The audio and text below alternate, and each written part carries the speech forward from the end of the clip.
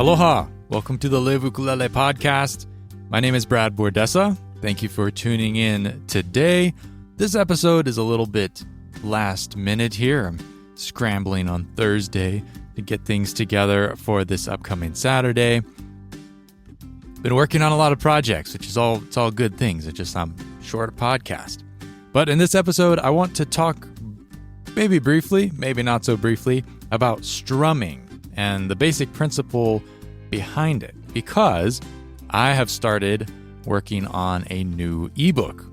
It's going to be called Groove Ukulele, and it's going to be about strumming. I went from kind of no plan a couple of weeks ago to I talked to James Hill on the Utropolis podcast, or for the podcast. I'm not sure when it'll be out exactly. And he was asking what I'm up to next, and I was kind of thinking about it, and I've wanted to do something that would kind of complement the right-hand technique ebook that I did a while back.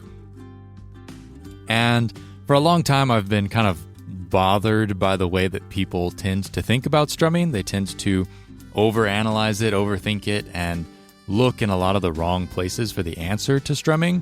And so I thought that an ebook about the subject, something that really dives in, talks about the details of it, and kind of demystifies the whole thing, would probably be pretty useful. So this new ebook is called Groove Ukulele. We're going to talk about how if you keep your hand moving with the timing, you can't really play a wrong strum, and how the huge majority of strum patterns that you hear, especially with like straightforward pop or contemporary like Hawaiian songs or any kind of ukulele instrumentals, that kind of a thing, usually it's a strum pattern that fits in this framework. And so I'll talk a little bit about that in this episode, but in the meantime, there is this ebook coming down the pipes. If you want to know more about it, please subscribe to my newsletter list. You can check that out if you go to liveukulele.com/sign up. Put your email in there, and I will keep you posted on the progress of the ebook, and also kind of give you some backdoor access to some lessons. I'm going to try and release a few lessons to share some of the concepts of the ebook, build some anticipation for its release, and share those for free out in front of the release of the ebook. So please go sign up to my newsletter to get those updates, and keep an eye out for it. I'm really happy with how it's coming together. It's just like kind of early. I'm figuring out what sections are going where, but it's, even for me putting it all down, it seems like it's going to be very useful, and it's also helpful for me as the teacher to like, okay, so this leads into this, and then this, and just kind of organizing my brain. That's a lot of times how I approach teaching, is I kind of organize it in the ebook, and as I move along and do more teaching myself, I kind of come to grasps with the way that these things are best presented. So that's that. If you are not already, please subscribe to the podcast, leave a review, etc., etc. And if you like what you hear today and want to support my work, please go over to liveukulele.com/store and check out some of the other ebooks and lessons that I provide there. It's all top-notch stuff that I create to be as incredibly helpful as possible.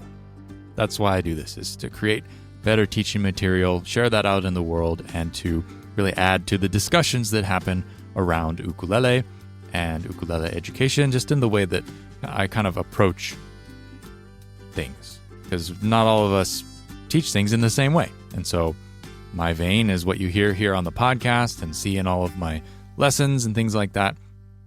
And I think that it is really kind of an interesting angle. But anyways, let's talk about strumming. The number one question that I get asked about playing ukulele rhythmically, is what is the strum pattern for XYZ song? And I sent out a questionnaire the other day asking folks to please share their top 2 questions about ukulele strumming, so that I would have kind of an idea what to include in the book, what was really kind of a priority, what I shouldn't miss, make sure that I'm covering all of my bases, that kind of a thing. And wouldn't you know that by far out of all the answers, like a huge majority, one of the question was, how do I figure out the strumming pattern to XYZ song? And so that's a really interesting thing to talk about, because you have this question, and then almost always the answer to me is unsatisfactory, because people learn the strum pattern to a song, and it's a one and done type of thing. You learn the strum pattern, it's great, maybe it sounds kind of like the song, but that's it. You don't get to use it again. It doesn't build your understanding of strumming, and it really doesn't provide a framework for improving your strumming and being able to help yourself in the future, right? I'm all about, don't give the person a fish, teach them to fish, because then they can help themselves. They can learn these things independently of an ukulele teacher or somebody on the internet telling them, oh yeah, the strum pattern is down, up, up, X, down, up. That is not helpful, in my opinion. Okay, so basically what I'm writing about in the book and what I'm sharing is that there is a grid, a timing grid, 1 and 2 and 3 and 4 and the trick is if you link your strumming hand up with that grid, that anything you play, as long as you're counting 1 and 2 and 3 and 4 and along with the rhythm of the song, anything that you strum is going to be in time. That's what a lot of people seem to not understand about rhythm and strumming, is that if you play in time, there's not really a wrong strumming pattern. The only thing that can be wrong is the way that you are capturing the emphasis of the rhythm. Because certain songs push and pull in certain different ways. What you're doing by strumming is really just highlighting certain parts of the beat, certain parts of the bar. You're emphasizing those beats or off beats. And so by linking your strumming hand to a down-up pattern that always consistently works across a bar of eighth notes, basically you're playing down on the number count and up on the and. 1 and 2 and 3 and 4 and down, up, down, up, down, up, down, up. That's the pattern. And if you stick with that, you really can't blow it. It's a beautiful thing. The problem that I notice is when people try and learn a strumming pattern, 9 times out of 10, the strumming pattern is based on that hand movement. But as soon as somebody gets hold of the strumming pattern, they try and robot out the movements. Like, oh, down, down, up, down. Famous strum. It's used everywhere. As I've been going through trying to find examples for the ebook, it just keeps coming up. It's like, oh, that's down, down, up, down. That's a variation of down, down, up, down. It's everywhere. It's important. But if you try and play it down, down, up, down, and force your hand to go in those directions, it's not going to sound very good. I did that when I first learned down, down, up, down. It sounded terrible. And I couldn't figure it out. I knew it sounded terrible, but I didn't know why. And the reason why is because my hand was not lined up with the timing of the song. If you keep your hand moving as you play down, down, up, down, just like you were playing a down, up strum, down, up, down, up, down, up, down, up, and everywhere, the strum pattern basically tells you where you're playing, but also where you're not playing. So if you insist on keeping your hand moving, which is what I suggest, you keep your hand moving down, up, down, up, down, up. If you start looking at that strum pattern, you have, okay, down, down. That means I've got my 1 on the down, down, and there's an imaginary up. My hand needs to make that upwards motion no matter what. So all I'm doing is I'm moving my hand upwards. I'm just missing the strings. So my hand goes a little bit further away from my ukulele, and I miss the strings on the way up to get my second down. Okay, so down, down, and then just from the way the rest of it's laid out, you can kind of deduce where these pieces are going to go. So we have down, down, you're skipping an up, then down again, and then our first up, right? And then it's up, up. So at some point in there, we have to skip a down. So we're skipping a down, we're skipping a down to get back to the bottom, and then we have our second up. right? So it's kind of hard to explain like this. But if you just play it and you count it, you'll notice that these two things line up and your hand continues moving down and up the whole time, the whole entire time. So if my count is like 1 and 2 and 3 and 4 and 1 and 2 and 3 and 4 and 1 and 2 and 3 and 4 and 1 and 2 and 3 and 4 and 1, 2 and 3 and 4 and that's the strum, down, down, up, up, down, but I'm also keeping it on the rhythm. And my hand, even though you can't see it on the podcast, the hand is moving the whole entire time. Down, up, down, up, down, up, down, up. So that is the entire premise of the ebook I'm working on. And so far, I have at least 40 pages of things to say about it. It seems like it would be a simple topic, but the more I get into it, the more I realize, there's this, and there's this, and there's this. There's all these different angles and different ways to understand it and different exercises that you'll need to do in order to get comfortable with that method and that idea of keeping your hand moving. Because everything in you is going to want, unless you're one of those few people who just get it, which, maybe every 1 in 20 people just kind of do it automatically and they just intuitively operate in that way. But otherwise, you have to sit and think about it and practice and play through those strums. Okay? So here's an exercise that I recommend. If you want to get better at strumming, you need to get better at placing emphasis. The strumming pattern should be easy. There's only one strumming pattern, and it's down, up, down, up, down, up. You already know it. And this is the trick. This is where people get confused. It's like, oh, no, there's a strumming pattern for that song I want to learn. Like, yeah, but it's your hand is moving the same way the whole time. That's the whole premise here.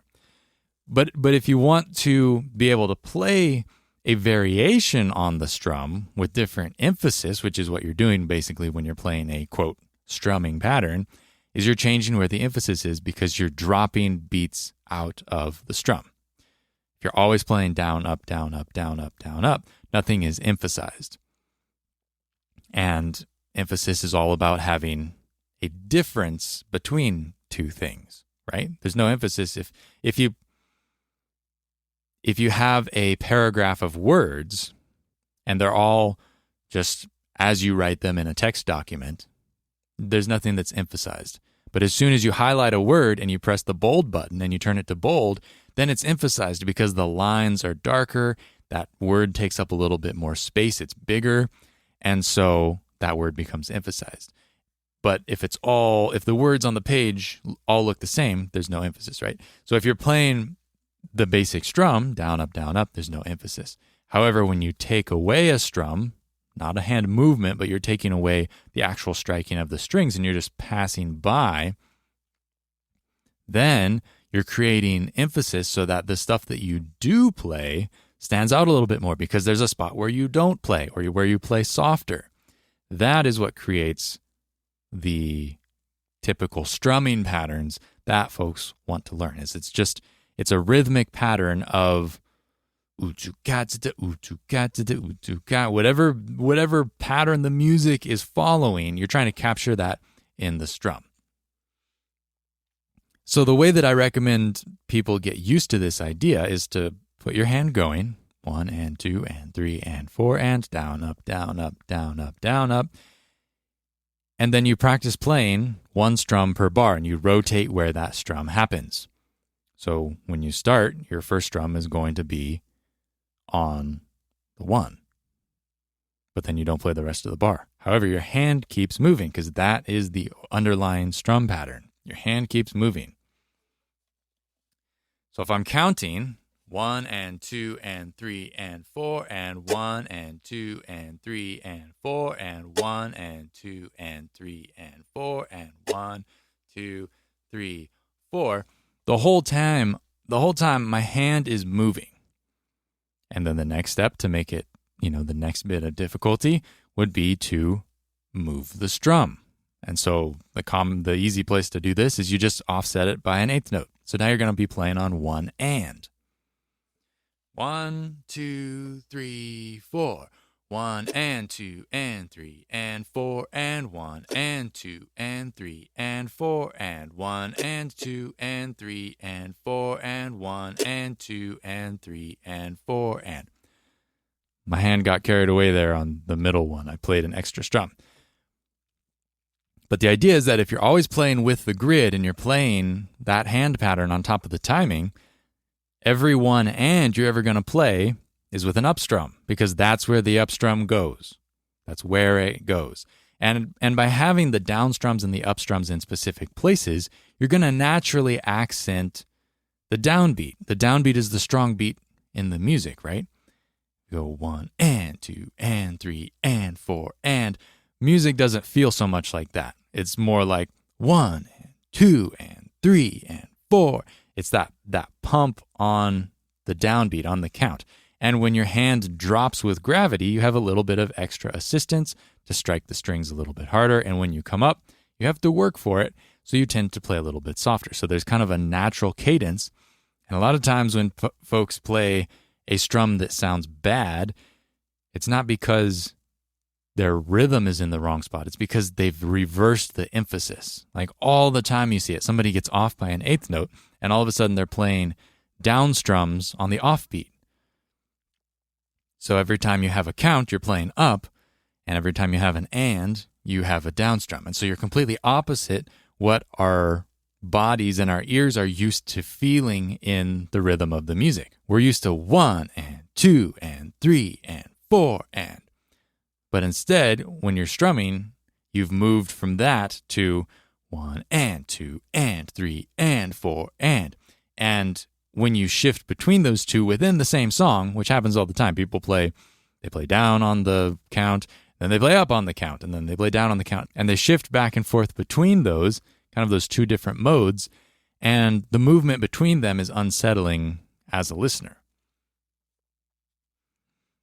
So if you play the game of changing the emphasis all the way through the bar, we just played 1 and, next up you would count through it, and you'd just strum on the 2 beat, but keep your hand moving with the count. And then the 2 and then 3, and then 3 and then 4, and then 4 and. And you have 8 different slots where a strum could possibly go. And by practicing that, you're getting used to those emphasis spaces where you basically the rhythmic options that you have for the strum. And after that, you can start creating more practice for yourself by picking 2 spots in the bar.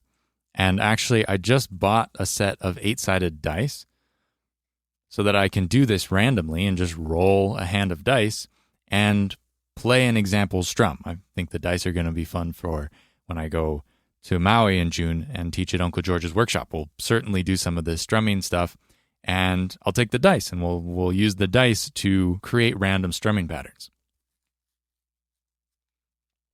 Basically, the idea is that you have one side of the dice for every strumming slot possibility. So instead of the count being 1 and 2 and 3 and 4 and, you line it up so those same slots become 1 through 8. So the odd numbers on the dice correspond to 1, 2, 3, 4, and the even numbers on the dice correspond to the offbeats, the and beats. So if you were to just roll these dice, you could come up with different strumming patterns where you have maybe you have 2 strums in the bar, or maybe you have 3 strums in the bar, 4 strums in the bar, 5 strums in the bar. That is how you make a strumming pattern. The key, and I can't seem to say this enough, the key is that your hand keeps moving. I was talking to James Hill the other day for his podcast, and he was saying, I didn't even prompt him for it. He was just like, there's only one strumming pattern. Like, there is. There's only one strumming pattern. But everybody seems to make it more difficult than it needs to be by thinking, wow, I want to learn the strumming pattern for this song. and the strumming pattern for that song. And I think that's the wrong way to think about it. You already know the strumming pattern. You just need to figure out where you're going to emphasize. Because at the end of the day, if you're playing with a song, you can play eighth notes. There's nothing wrong with playing eighth notes as long as you're on time. Down, up, down, up, down, up, down, up. That musically works. It's not very sophisticated, but it works. And a lot of times it seems like people think that that doesn't work somehow. And as long as you're on time, yes, it does. It might not be appropriate for the song. It might not fit the rest of the parts. It might be too busy. It might be, overbearing on the feeling of the song. Like if you're playing a sad, slow ballad, playing eighth notes all at the same volume, down, up, down, up, down, up, down, up, it's probably not going to match the feel so much. But musically, it's not wrong. Musically, it's intact, and rhythm-wise, it is complete. So all you're going to do is just take pieces of that away until you have an emphasis pattern that lands where you want it. So it's an interesting thing to think about, and I think that right there it's a lot to think about and a lot to process, and certainly there's a lot to practice. If you were to get on random.org or just think of numbers yourself or find yourself some 8-sided dice, you can create those strumming patterns and practice starting to put your hand on that grid. So yeah, that's a little bit of an overview of what I'm processing through myself and going to be presenting in this new ebook. Once again, if you're interested in staying up to date on the progress of that and learning when it comes out, please sign up for my newsletter, liveukulele.com/sign up, no hyphen. And yeah, I'll jump into your inbox a couple times a month up until the launch. And then when the launch happens, I'll be sending out all kinds of free lessons and updates and more information on how to get hold of your own copy. In the meantime, please go check out liveukulele.com. There are lots of free lessons over there, along with my premium offerings, which are a great way to support my work here on the podcast and elsewhere. Please subscribe to the podcast, and I will catch you in the next episode. I know this one's a little shorter than my normal offerings, but I think that's really a lot to be said on that topic already. Just get out your ukulele, count, move your hands, down, up, and say it with me. There's only one strumming pattern. There's only one strumming pattern. Yeah. That's what I'm going to have my students write on the chalkboard next time they're naughty. There's only one strumming pattern. Thanks so much for tuning in. I'll catch you next time. Ahui ho.